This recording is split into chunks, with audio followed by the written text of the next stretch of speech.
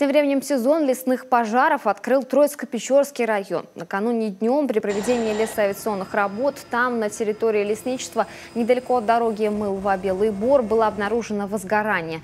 Причиной назван человеческий фактор. Ликвидировать огонь удалось через 3 часа после обнаружения. К слову, готовиться к опасному сезону спасатели начали заблаговременно. Организована работа по противопожарному обустройству лесов. Запланировано по устройству ухода за минполосами 970 километров, содержание противопожарных дорог 70 километров, установка аншлагов 500 штук.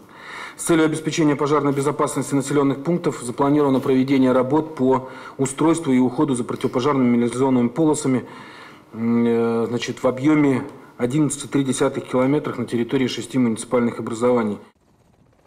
Отметим, в этом году на обеспечение пожарной безопасности лесов в республике выделено на 100 миллионов рублей, больше, чем в прошлом. Так что к жаркому сезону ведомства и спасатели должны быть готовы. Уже на этой неделе высокую пожароопасность метеорологи прогнозируют в 4 муниципалитетах. Это Ухтинский, Сосногорский, Ижемский и Усть-Илимский районы.